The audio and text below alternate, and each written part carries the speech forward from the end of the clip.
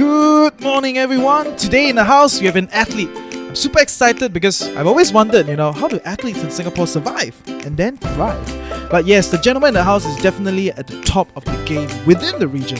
I followed him on social media for a good period of time because he's having some legal debate with the authorities, and I'm slightly, in a fanboy mode now because not every day you have people that challenges the authority with the rule of law, but also someone that proclaims he is the fastest man in Singapore, and rightfully so. He holds the Singapore record for full marathon, half marathon and 10km races. Currently works with one of the leading travel and lifestyle portal, bringing us with him on his races all around the world. So let's welcome Mr. So Ray Yong. Hello Reggie, thank you for bringing me on the show. I'm very happy that you took time off to kind of come on the show and chat about sports and what's going on with your life, right? So, it's my pleasure. I think what you're doing is really, really cool, and it's an honor to be a part of it.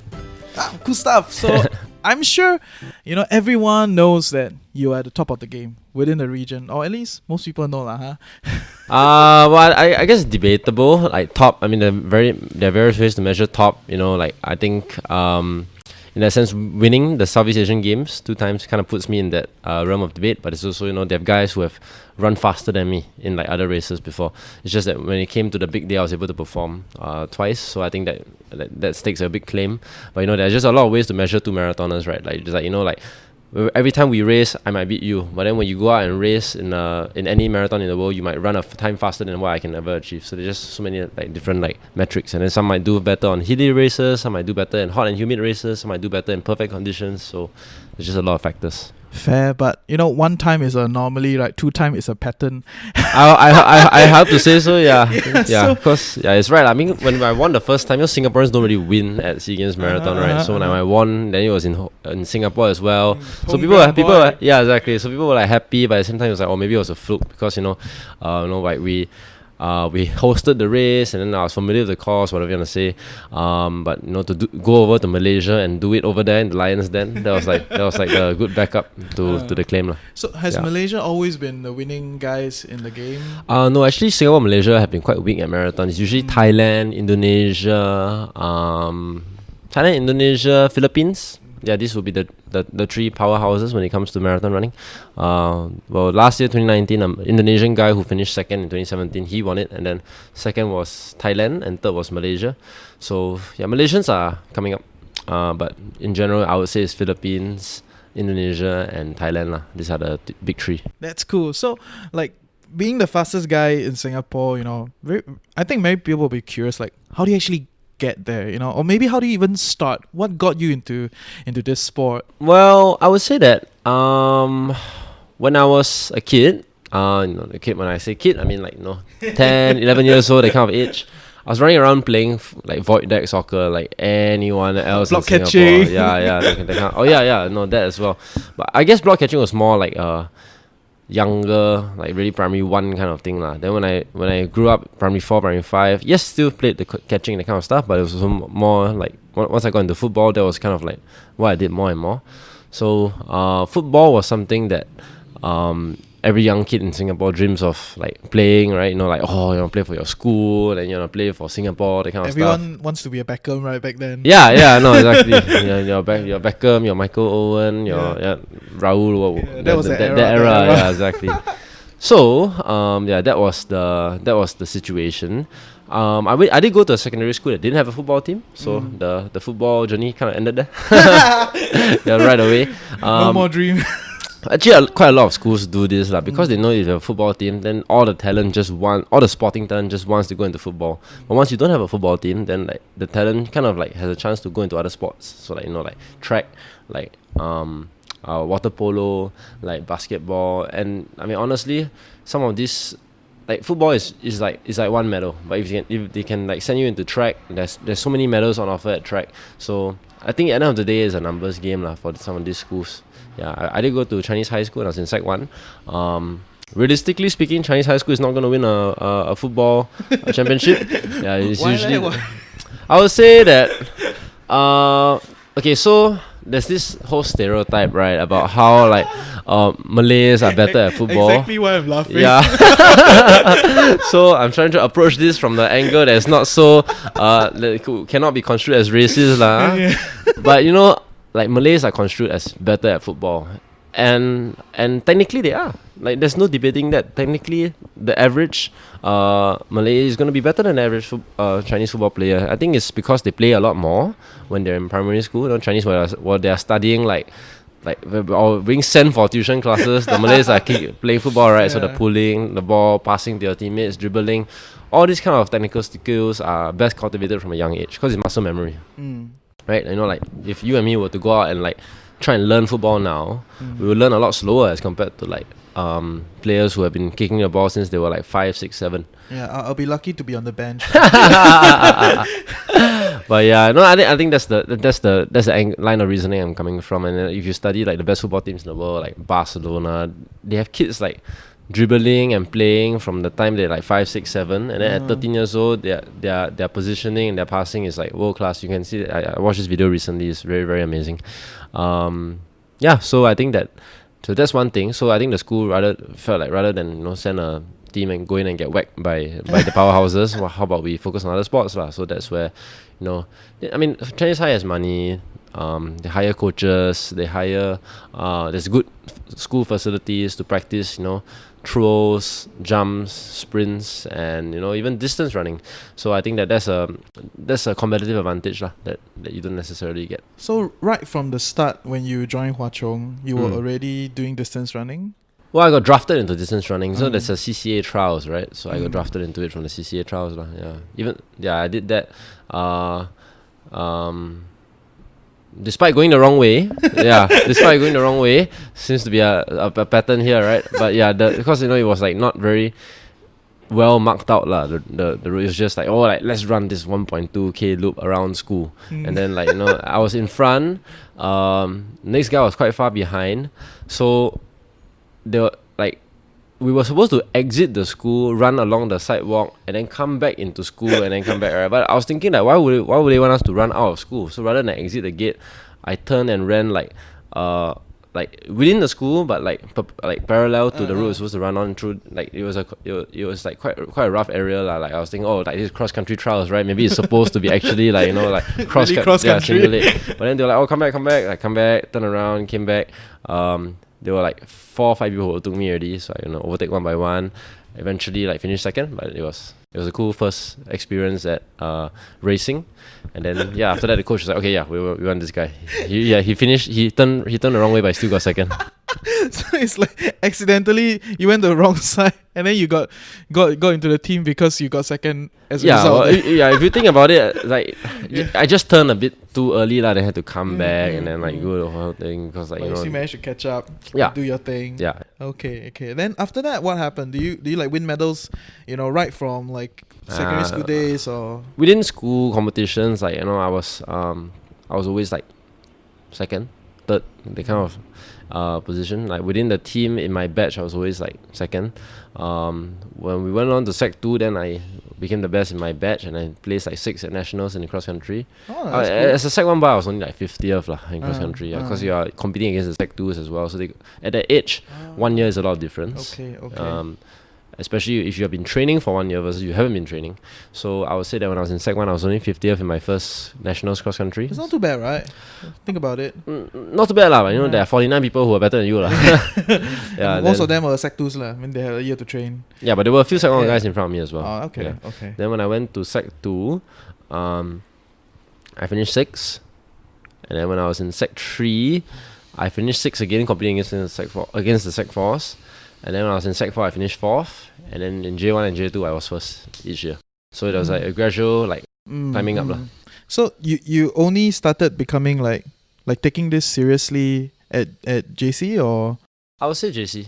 Yeah. Okay, so it became like a viable thing. It became something that it was also the coach that I met in JC. So I met a coach, Stephen Quack, when I was in JC. So Stephen Quack was he's someone that he's very good at motivating you. I think he knows the right buttons to press as well. So like when he talked to me, he said that I know that I think you're capable of being the best. I just don't think that you are putting in what is necessary to be the best. So it was beyond training. Like I was going to training and like putting in effort. It's just like outside of training, I wasn't necessarily like sleeping the best number of hours per night.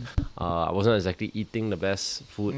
I was just like, do everything anyhow and then just train lah. Yeah, but for me, he really made me realize that it was a lifestyle thing, not just at training do your best kind of thing. So from there, when I made those adjustments, my lifestyle, and I started sleeping, getting better sleep, and started like eating better, everything just fell into place. Oh, okay. So from there, you decided to take things more seriously. And when was your like real big break that made you from novice, right, to becoming like a pro? The big break. Yeah. Wow. Like you're really good, right? Like you progress, and then there's always that breakthrough that you get to actually look at it as like, okay, this is actually like viable, serious shit now. I'll look at it as two races in my life, like pointed towards like significant breakthroughs. Like one would be in JC1 when I won my first national schools cross country title. So that shows that you're the best runner at the JC level. I mean, you're the best schoolboy runner in Singapore. And then I repeated that in JC2, but the JC1 one was the one that gave me that confidence. Yeah. Then I would say the second time was perhaps when I in 2014 I ran a half marathon. I was trying to qualify for the World Half Marathon Championships. I had to run below 70 minutes. I ran 69:15. So that was the first time I ran sub 70 minutes. And the satisfaction you get after like breaking one of those barriers is amazing. Then I went to the World Half Marathon Championships, which was only like 7 weeks later. And I ran 68 minutes and 18 seconds. So I improved on my 69-minute clocking by almost a minute. And I beat then recognized as the SEA Games champion and the best marathon runner in Southeast Asia, Mok Ing Ren, because we were the two Singapore representatives at the World Half Marathon Championships. So I beat him there by like almost 2 minutes as well. So that was when I realized that hey, like I can do this, I'm actually like I had made a lot of adjustments to my training by then. I was training like twice a day some days. I was training every day. The mileage had gone up. The intensity had been adjusted. So I was trying out a new training philosophy when I was in university, and that reaped like pretty good rewards. So from there, I was like, I think this is something that I can sustain. So then I moved into the marathon. My first marathon went really well. I ran 2:26, and then went to the SEA Games in 2015 and won my first ever SEA Games title. And then obviously that's a huge injection of confidence as well. So I wouldn't say there's any one like race in particular that was that breakthrough race, but there were quite a few like from race to race. There's an improvement from here to here, improvement from here to here. So it's step by step lah. So I would say that don't look too far. Just like look on improving your own performance, and then like one day you realize that your ultimate goal is perhaps not too far away. Yeah. Okay, so that's very cool, and I get it that it is quite a different mindset when you go from like a novice to become a pro, right? And there's a lot of discussion in the sporting field that if you come from a pretty well-funded family, there's an advantage, right? There's a lot of research in swimming. Oh, it's a big advantage. It's a huge advantage, like when because you actually I presume that people will spend a lot to try to go into any kind of sports vertical, so I mean coaches, massages, all this not free one, right? Yeah. So did you receive any support when you were trying to pursue this sporting dream, and how did it go for you? Oh, I think financially, yeah. Well, I think first of all, you're right to say that yes, if you come from a financially wealthy family, it's a huge advantage, because simply put, you don't have other worries in life. You can focus on doing your sport and maybe your studies or whatever. But if your family is like, you can't even like find your 3 meals, then sports is like your last priority, because you really want to try and make money. Okay, sports can make you money, that's one thing, but a lot of sports generally don't make a lot of money. I actually got the authorities pissed off before in 2017, because I gave, after I won the SEA Games marathon, and then I was asked some questions at a press conference after, and I gave them this quote. I said that it shouldn't be the case where only rich kids in Singapore can be competitive in sports, and it became the headline of Yahoo News like within a few hours. Nice. Yeah, so according to our athletics team manager back then, Yip Ren Kai, who was also a representative from SNOC, he said that how can you say this kind of thing? I said, dude, it's true. What? Yeah. Tons of research out Yeah, there to no, talk I said, about dude, it. it's true. Why are y'all trying to deny it? Mm. Like, if you like, you guys are just like hiding what? Say then he was like, not true. He was like, I remember this conversation clear as day. He was like, not true. I wasn't. He was like, not true. I wasn't rich. I was like, Renkai, what? You play water polo, right? You're telling me you're not rich? He said, no, I wasn't rich. I said, okay, maybe you're not rich. The next day at breakfast, like maybe 12, like maybe another like 12 hours after the conversation happened, we were talking about stuff, chilling out. So I asked him, hey Drew, where do you go to school actually? Then he was like, Hwa Chong. I said, oh, we went to Hwa Chong as well. And I said, where do you go after Hwa Chong? He said, well, actually I didn't go to Hwa Chong JC. I went to Australia to study. I was like, basket, yesterday you were just telling me you're not rich, and then now you're telling me you went to Australia and study. Like, that's their perception, you know. Like, they're so, it's like, I don't know whether he's disconnected from the average Singaporean or what. But if you're going to tell me that you went to Australia to study and that you're not rich, fuck you lah, talk cock. And the reality is, you know, it's very similar in many other fields also. You know, like in arts, it's the same kind of perspectives, and in politics, there's also this kind of view where, you know, when you're in this circle, right, the wealthy kid circle, right, or the rich guy circle, you don't really see the average guy on the Jialat, street, no. right? I couldn't believe what I was hearing talking to this fella. Yeah, so Ronkai, you're listening to this. Yeah, I think you're a bit disconnected. So do you feel that the sporting agency, right, has supported you financially in any way to get to where you are today? Yes, and I would say that, okay, long story short, answer is yes and no. The yes, because, you know, there were a few competitions that I went for overseas that they covered lah. So in that sense, that, you know, sports budgeting has helped. There was this funding scheme in which I benefited from 2015, 2016, and almost all of up to August of 2017, where because I was a SEA Games gold medal like tier athlete, I was getting an allowance from Singapore Athletics every month, and my coach was getting an allowance. So that was a nice little scheme. How much did they give you? In 2015, it was $1,000 for athlete, $500 for coach per month. Okay. So not bad lah. I mean, So you can't live off of that, Of but like, course. it's not bad. Yeah, it covers quite some stuff, Yeah, right? Like I back mean, and forth yeah. training. Yeah, you I know. mean, and especially if you're going to train to be a SEA Games gold medal standard, like the level of commitment is there lah. So like this helps, you know, defray like certain costs. If you want to go on no pay leave, if you want to go on training camps, you want to, like, you know, pay your coach or whatever, it really, really helps. This scheme was unfortunately discontinued in 2017 by the German technical director Volker Hermann. If you Google his name, also a bunch of articles will come out from him from his good time in Singapore. No one liked him. Not no one. I think he was said to be dating one of the track girls. So I guess she liked him. A lot of juicy gossip. Yeah, that was no. You can Google it. It's everywhere. It's online Okay, also. okay. It's online also. I mean, I also know because I read.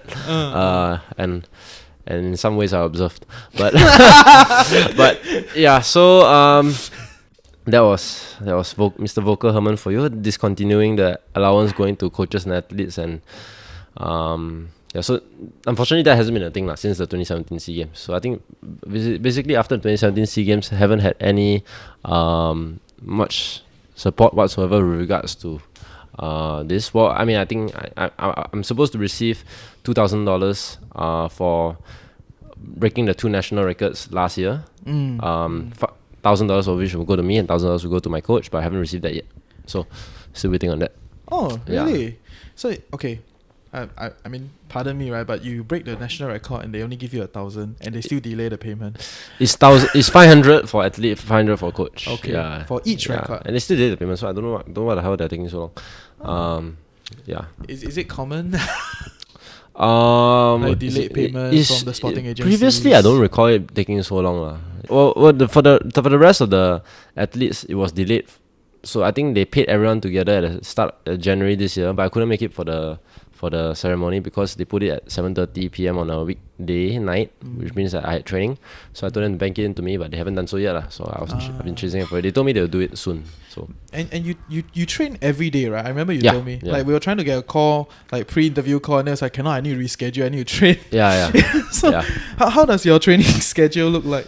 But because I work 9 to 6, I usually train after 6.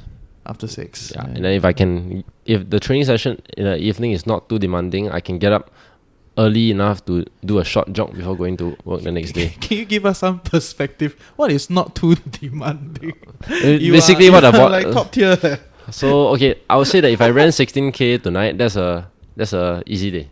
Oh, And really? That's tomorrow a I can- dream, you know. Yeah, then tomorrow I can wake up and run another 6 to 8 before I go to work. But if I go on the track and do a very punishing session, like like 10 times 1k or what, chances are my legs are fried the next morning and probably can't do much of a jog. Wow, but you, regardless, you train every day.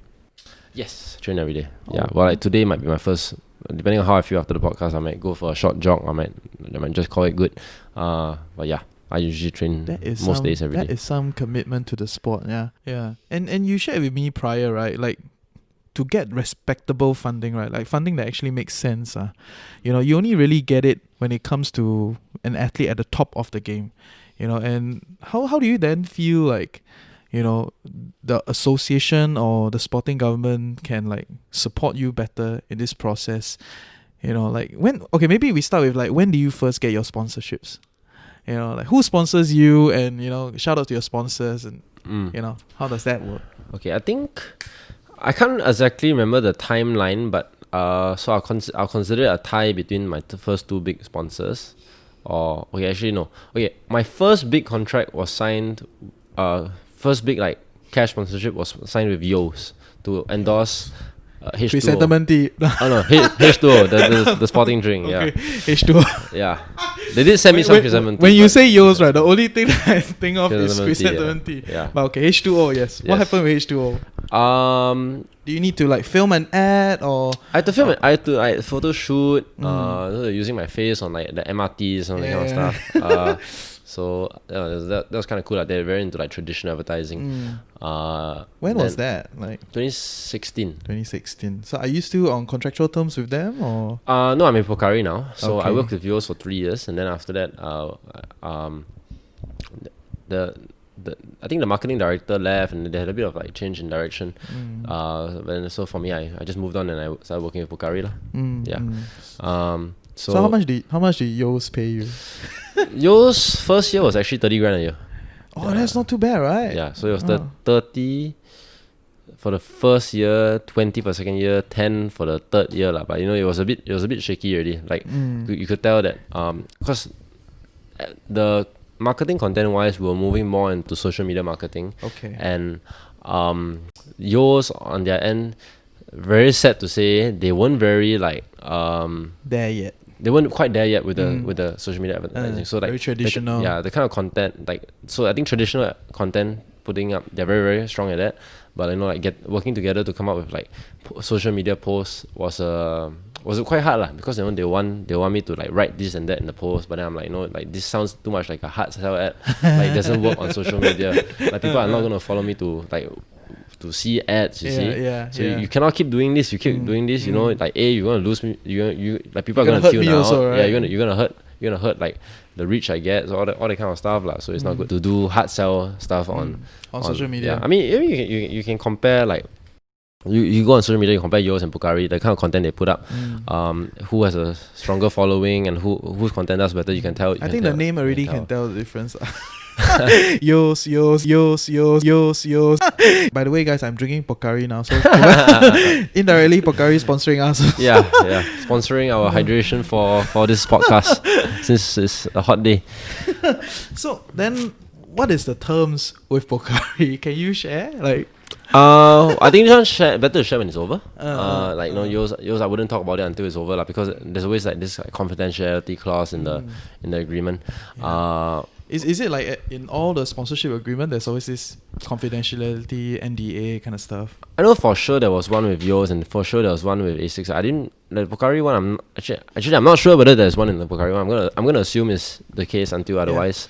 So essentially, that is the standard practice in the market. Yeah, which I think we'll move on to that as to why I think it hurts athletes. But yes, generally that is the standard process, and I think why it hurts athletes because, like, you know, let's say for brands, they want to do it because they want every athlete to come to them and say, hey, you're giving like XYZ athlete like 20K a year, like I'm better than him, or like I'm not may not be as good as him, but I'm half as good as him. Why don't I get 10K? And then they have to justify, like who gets what. So I think it's to make the marketing, like make the brand's job easier lah. Everything confidential, no one knows. You just deny that you're not getting any cash, and then no one else can ask for anything. Same for shoe companies. Yeah. How long do your shoes last actually? Like a new pair of shoes. I would say every shoe will last about 600 to 800K lah.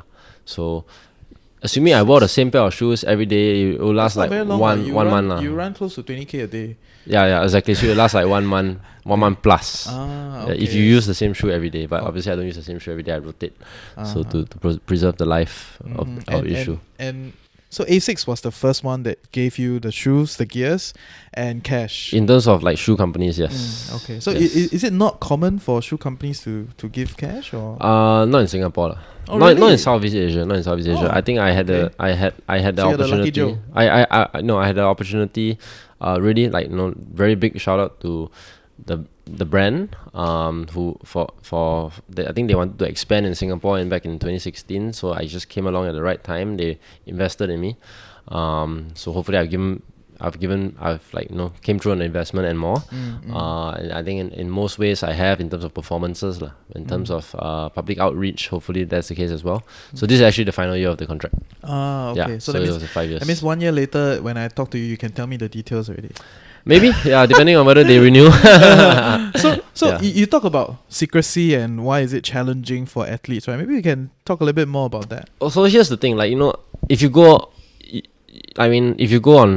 to the sport of football, you know how much Neymar is getting paid every week. You know how much Ronaldo, Messi. Sometimes I feel like they are goods, they're being transferred from they are lah. The price is open, the structure, everything, everything, right? Which is good lah, because there's a lot more information out there, so people are aware of how much they're worth.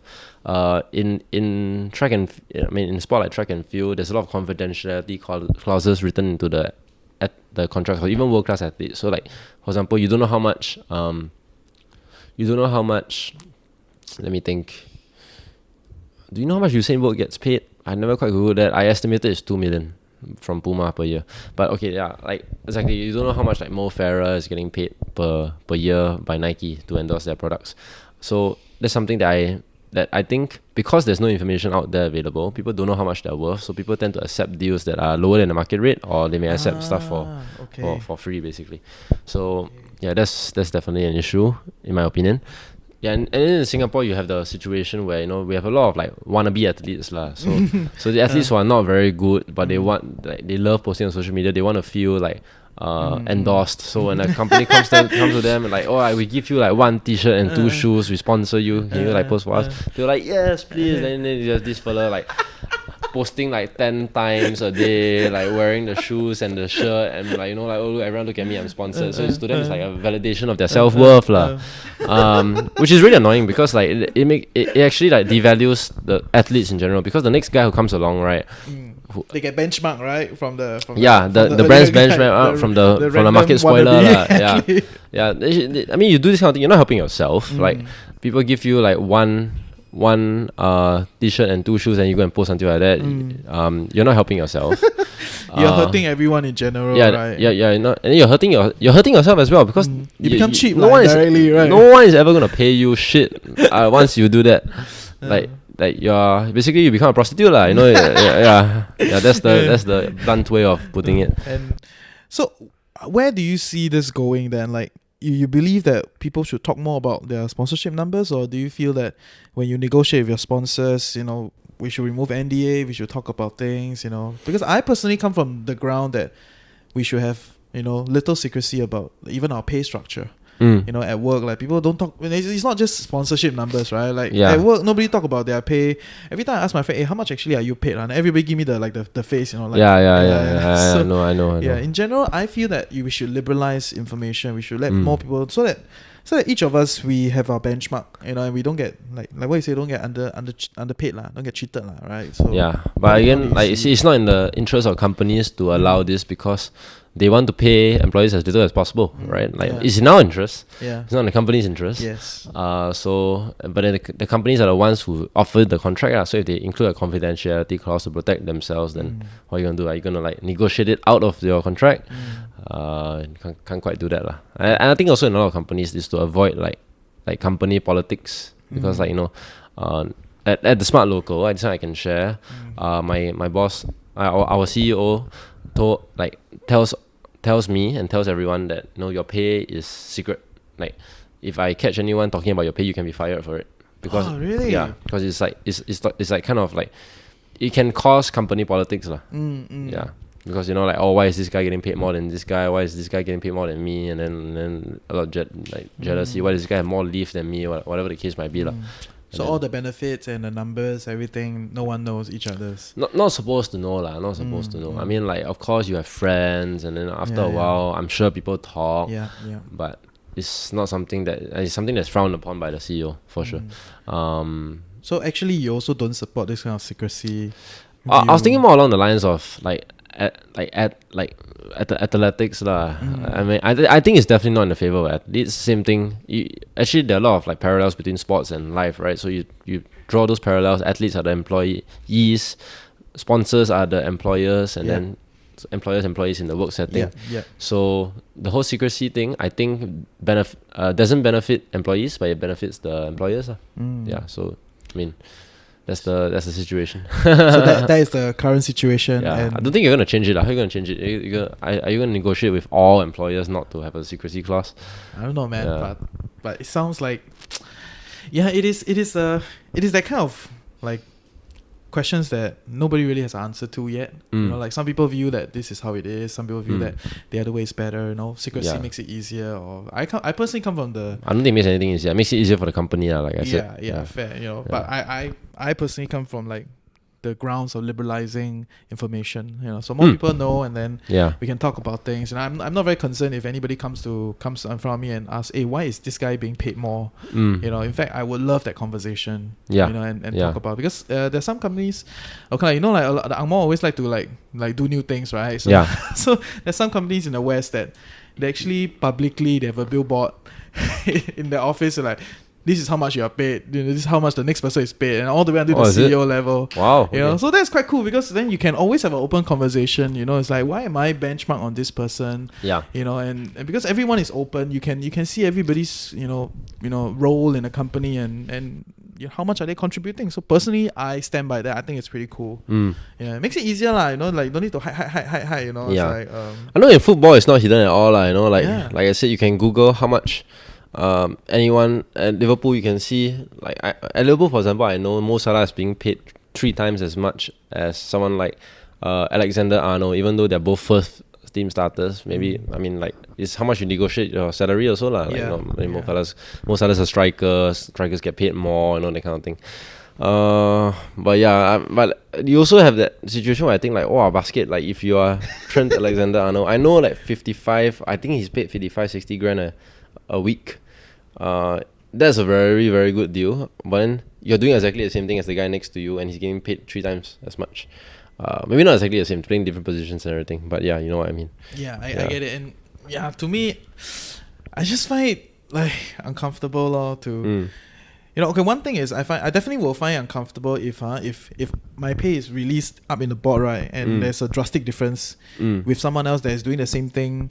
Or that's underperforming. Yeah, you paise also. You right? paise also. Hey, why like that? Yeah. Right. But I also find it an issue if we don't talk about it. Yeah. Because in my view is that we need to talk about anything that we want to solve. We need to talk about it. Yeah. Right. Exactly. Yeah, so that's why we are doing a podcast, And when you look at this whole environment of being an athlete, being sponsored, to get to where you are, I can safely say that you have peaked or close to peak your career. Can we come to that view? Well, I'll say now that I'm 28, going on 29, depending on I guess depends on your life trajectory lah. That means you want to get married already lah, is it? Well, maybe not this year, but maybe in the near future. I was just about to say I was watching the US trials yesterday on television, and the three men who made the team, one is 33, one is 30, and one is 43. So the top three make the team, right? Wow, so it's Galen Rupp, who's 33, Jake Riley. I think Jake Riley is 30 or 31, and then Abdi Rahman, who's 43. And then Abdi's a guy I've met when I was in Flagstaff. Wow. Freaking joker lah, this guy.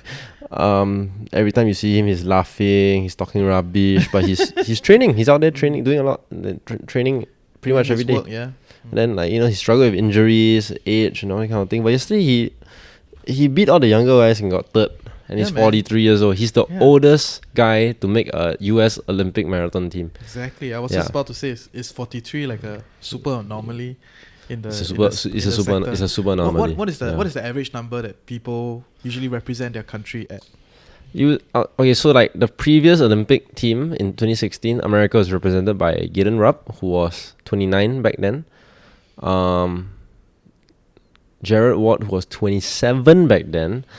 And Mab, who was 41 back then. Yeah. So last time it was like 29, 41, 27. This time it's 33, 30, and 43. So the average age got a bit older this time. I mean, to be fair, there were quite a lot of upsets. I didn't expect some of these guys to make it. But Is it it was something to do with like technology. That's why people. definitely sports science. So like sports science with greater like medical help, you can nutrition, physiotherapy, all this kind of stuff. In sports science, it helps you stay healthier for longer, I'm not sure the best way to put it. You know why I'm laughing? Because like coming from an athlete that says sports science is a thing, right? And coming from someone that was in a uni and look at sports science, people is like, you cannot get to any other courses in sports science. Which uni did you go to? I was in NUS, but there's no sports science. I dropped out of NUS, and I had some friends in NTU, so sometimes I'll visit NTU, and then I'll see like there's some sports science. I was like, hey, what's your score, huh? A-level 3, right? That's why you're in sports science. And what did you say to that? It's like, it tends to be the case, right? Okay, or maybe they have passion for sports, they're part of a school team or something, right? It's not like some random arts person suddenly like join sports science, but it tends to sound a little bit like that. Oh, because I cannot get into like medical, I cannot get into other things, then in business, then I end up with sports science law. But to come from to hear like someone right in front of me, a professional athlete, tell me the value of sports science, that's like a different viewpoint. I would say that okay, not to put down any of the sports science graduates here in Singapore but the level of sports science I experience here and compared to the level of sports science I experience in the US is night and day. Tell me more. I saw your training video, like in the US you're running in the winter place, right? Like high altitude. Flagstaff, is it? Yeah. Can you share me more, man? How was that like for you? I would say that, okay, over there, right, when I go to the sports like the physio or whatever with a problem, like we dive into the problem straight away, and then know that like it can be quite painful treatment. He might dig into the area, might use needles, whatever, use laser, use like ultrasound. It's all this treatment, and then you just like straight away like flush, go in and like do what he thinks is necessary, and then like manipulate your hip posture and that kind of stuff. Over here it's like damn slow it's over here damn slow, like there, okay, maybe and then in the US, and they'll tape you up and then like, okay, go and run, and then like run on treadmill now. If it's painful, come off, and then we'll see what we can do next. Over here a bit different You have some medical professionals here who are really good at what they do, but I would say that if you can find one that's really good and works for you, you better stick to that person. Better treasure that person. Pow every day, like support her. Yeah, I mean, I've gone to like Changi General Hospital before, and physio there is like, okay, your here pain, I can do the exercise, and they'll go and pay attention to other patients, and then come back to you 5 minutes later. Okay, do the exercise. It's so it doesn't feel very like doesn't feel like they really care, huh? But to be fair, like when I go to the US and I pay money, it's quite expensive some of this. I mean, there are quite expensive physios here that do jack shit also. Price is not everything, right? Yeah, exactly. Quality really matters, huh? Exactly. Yeah, some of these physios who are in office areas, and then you go to them, $260 an hour, but it's lousy not gonna fix your problems. But fundamentally, like athletes, you have a age, right? Like you reach a time when you were plateau, and then you reach a time when your career will start to dive down. Yeah, so I'm going to get back to the 43-year-old Abdi. So you think that, oh wow, like 43 years old, he's showing that it's possible. But if you look at his life status, he's not married. He's dating. I know the girl he's dating. She's a runner as well. So that's another thing. Like when you date a runner, you can go for runs and spend mutually time you together. understand, right? Yeah. He has no kids. He's been sponsored by Nike for 22 years or something like that. Longest sponsor. Yeah, his contract is not very big on it. I don't think his contract is very big on anything. If I were to estimate, I would say $60,000 US a year. Okay. But that's just my very, very uneducated guess. Yeah, so like someone like Abdi, and then he probably gets a big bonus from making the Olympic team. Fair. Maybe $100,000 or more. Yeah. So yeah, this he's happy lah. You know, he's like worked right, running long enough to afford a house and everything. He lives in Arizona. Cost of living is not that expensive. He enjoys what he's doing. I mean, like, to be running from the time you are 15, 16 and all the way until you're 43 and still That's making the thing, Olympic right? team. Yeah, that's amazing. Yeah. That's wow. But so it doesn't sound like even an educated guess from you. It doesn't sound like people in athletics, at least, they're not sponsored a lot. They don't really get a lot of cash sponsor. No, I was gonna say Abdi is not considered like, he's quite a well liked figure in the US, but he's not like a superstar. You know, it's not like, you know, someone that Usain Bolt. It transcends the sport of track and field. Yes. Everyone knows Bolt, right? Exactly. Even I know Bolt. It's like, oh, yeah, okay. exactly. So to really like be paid well in sports, you have to be someone that transcends your own sport. Okay, maybe not if you come from a big sport like football. There are guys like, you know, like Lorenzo Insigne, Dries Mertens. These guys, you don't really know them unless you pay attention to football. These two are like Napoli's like leading strikers, by the way. But there's a lot of coverage in that sport. Exactly, right? so they get paid a lot of money. Every week you see them, you know, So, like, especially. Then if you're a footballer that transcends, then you win already, like, you win like Beckham, right? Like Beckham, Ronaldo, it's like, Lionel Messi. Clearly, I'm still stuck in that era one. Like, a younger watch football already male watch. Yeah, Beckham really marketed himself very well. He wasn't even like the best footballer in the world or anything. I think he marketed his whole family very well. It's not just him. The image thing. But yeah, I know that's exactly. I think you hit the nail on the head there. But yeah, you know, like someone like Abdi, he's paid respectable, I guess, but not like crazy a lot. Do you foresee this continuing for another 5 years, or now you're 28? I think it really depends on like how much you I'll say it depends on how much you get into it in terms of like the negotiations and how much you perform and how much you continue to perform and how popular you are moving forward. Because sponsorship depends on a few things, right? It depends on your performance. It depends on your perception. So your perception is based on a few things: your performance, your likability, the content you put up, how relevant you are, all that kind of stuff. So it's more than it's not so simple as just performance. Of course, it's not just about running and become the fastest person, right? You know? For girls, a bit more straightforward. It's about your looks, Yeah, must look sweet, must look beautiful, sexy in attire. Right? There's some basis around there. Yeah, there are some celebrities who make it despite not being good looking, because they're funny or they have a character. But in general, like female influencers, they are of a certain type. Yeah. And then for male athletes, it's not quite as easy. Like when you, especially now athletes, right? We're not competing against other athletes for the pie. You're competing against influencers and media stars. So ASICS now they have a set marketing budget. They're not gonna just throw everything into athletics like last time. They're gonna throw quite a lot into like influencers and media stars and that kind of. Okay, that's cool. So do you like, invest a little bit, or how do you manage your money? Like, I mean, this is a financial podcast, right? So I think we'll be curious how an athlete manage his own money. Well, I have my mom handle that. So she oversees like the financial investments and stuff. So you can get her on the podcast next time. Yeah. But she's the mom that I always talk about. You know, like in the podcast, there are a few episodes that I talk about. If you cannot save money, right, you just give this bank card to your mom, and every month you just auto transfer. Then you have this like amazing mom that will handle everything. That's kind of the case, She's gives her something to manage, so she's still important in our life.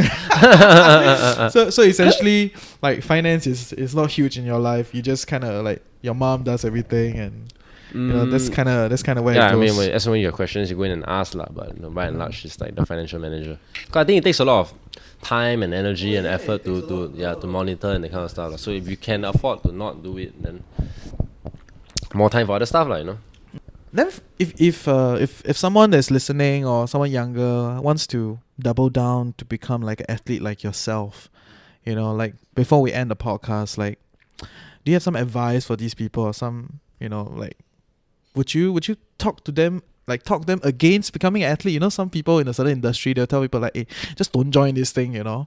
Like, I'm curious, what would you say to a budding athlete? I wouldn't say do it or don't do it, but I would say that go in with your eyes open if you're interested. I think by now, I think that's also why I'm very, very like, I don't shy away from, I wouldn't say I'm proud of it, but I don't shy away from like putting all these legal disputes like on social media or in the mainstream press, because I want people to know like these are the kind of idiots that you have to deal with. You go in with your eyes open. You have people who lie. You have people who lie and then blame other people. You have people who like do something, screw up already, they blame their subordinates, like which happened most recently. What happened most recently. And then so these are the kind of idiots you're dealing with. So you want to go in, you make sure that you know what kind of people you're dealing with. Then you either have the savvy to go around it, manage these people and get what you want, or you go in and don't get disappointed if you get chewed up by the system because it has happened to many an athlete, and I'm sure it's not the blast. Sure you're not alone. I'm sure. Yeah. You know, there's so much more. But then, you wanna give us some updates, what's going on with this whole saga, this whole case? You know, like walk us through a little bit, and you know, share with us where is it currently at? I would say that at the moment we're winning because I mean everything based on like court documents and stuff, like we're in the right. It's just dependent on getting the court and like getting it done once and for all, because the whole process can be quite lengthy. And I think that you see, like I don't know whether you saw the post that went up like a couple of days ago, but these are the signs that people are cracking. These are signs that people are having lapses of judgment, like they're getting pissed, they're making all these stupid mistakes, and then when they screw up, this Malik is blaming other people. So this is the kind of thing that's happening. And so it's affirmation that we're winning because this guy is losing it. Yeah. So for more updates, we'll just follow you on Facebook. I think legal stuff more on Facebook. Instagram is not really the platform to share like this kind of stuff. Instagram is like more picture friendly stuff, right? I'm not gonna post pictures of documents on Instagram. On Facebook still okay, because like and then the audience is also like it's an easier platform to follow. So you can follow me on Facebook. So you wanna share for whoever that don't know, what is your Instagram, what is your Facebook? Instagram it's at run so fast, with so being SOH. So it's that's your surname, right? Yeah, and then on Facebook it's just So Rayong, and then I have a friends page and I have a fan page. The fan page has my Chinese name behind. So that's the difference. That's cool. So before we end this whole podcast, do you have any interesting things that you want to share? Any new projects upcoming for you? Whether it's at work, at running? Are you representing the country the next marathon, or what's coming up for you? No, I'll say that next marathon. Okay, so assuming the coronavirus doesn't get worse, I'm planning to race the Gold Coast Marathon in July, which means that I need to go to the US and like spend some time training in the mountains for it. So now I'm a bit sian because I don't know whether I'll be barred from entry in the US. I don't know whether I'll be barred from entry to Australia. So this plan is dependent upon a few things, and it's kind of sucking right now. But like life is bigger than just sport. So I mean, like you can't be whining about your sport when it's actually a global health concern. So now I'm just focusing on my running, my training, staying fit, and then if I'm given the opportunity to go for training camp and get really fit and then compete, I'll do that. Okay, cool. And I think that's about it. We'll tune in Thanks. with you again and share with us what's going on with your life. I'll see you around. My plans are more concrete. I'll let you know. Then we can do a part definitely. And we can definitely talk about after the NDA, your sponsorship numbers. I'm very curious how much you are paid. Okay, so thanks for coming on the show, and we'll see you around. All right, thanks very much, bro. Bye.